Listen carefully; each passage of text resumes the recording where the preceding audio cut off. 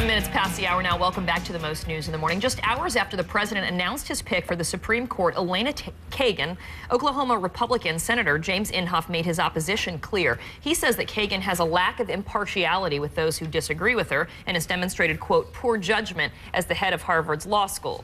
He's also concerned that she's never been a judge. Senator Inhofe joins us now from Capitol Hill with more on his opposition. Thanks for being with us this morning, Senator.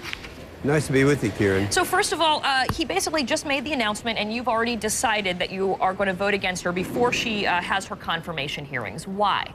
Well, because we went through this 15 months ago, and, you know, most of the Republicans opposed her when she's up for Solicitor General. They did it for different reasons. One of the reasons was no judicial background. It's been 38 years since we've confirmed someone for the United States Supreme Court who didn't have any judicial experience. That wasn't really a deal killer for me. Some of her positions, such as how she wants to treat terrorists if they have military tribunals, appealing to the civil courts, I don't agree with that.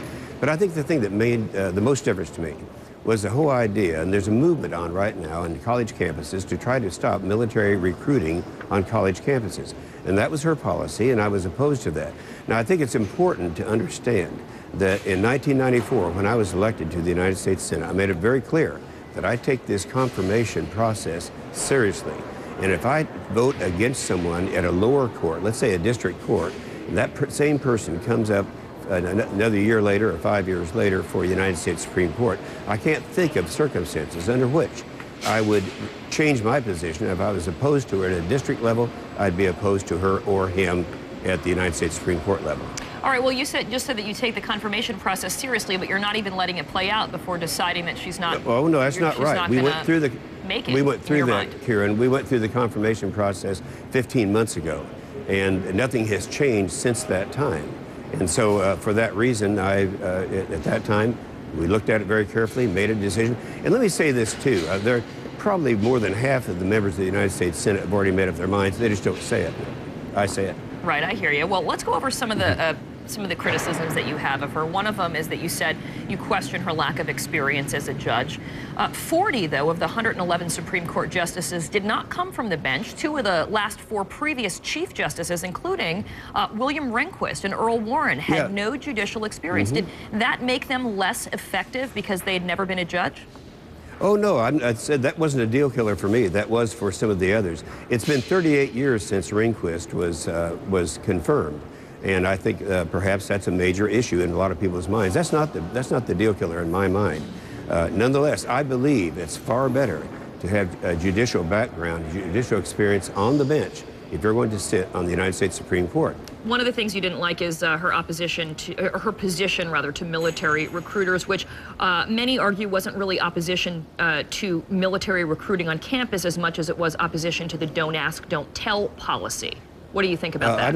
I don't think that's right. I think it's I don't see that connection there. My concern was if you're recruiting, they ought to be able to recruit on campuses. And there has been a movement for a long time to try to preclude this from happening. And that's why the Jerry Solomon in the House, I served with him at that time, and I think I co-sponsored his legislation that said that you would not be qualified for federal funds if you don't allow recruiting on the campus. Well, that law is still in effect today. I think it's a good law, and she doesn't. Right, but here's what she said, though, when she was dean of the law school in 2003.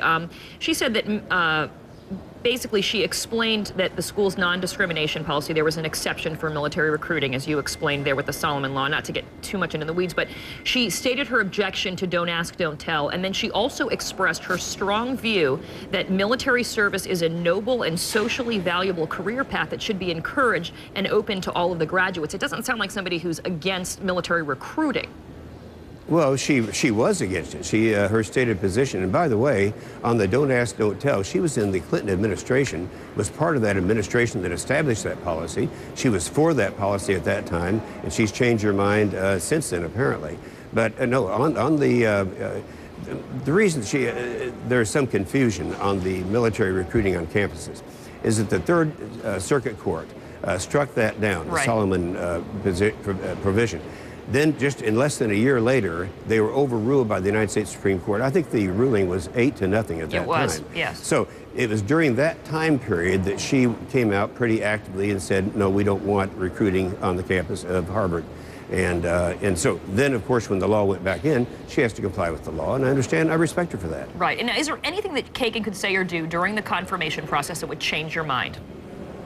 Well, first of all, I'm not on the committee that'll be But you'll be listening. have that opportunity. But nonetheless, I would watch very carefully. I would say no, because the policy that I stated, and this again was back in Oklahoma. Everyone in Oklahoma knows this, that if I believe someone's not qualified for a lower position, like a district level, how could that person be qualified for the United States Supreme Court? I don't think they could.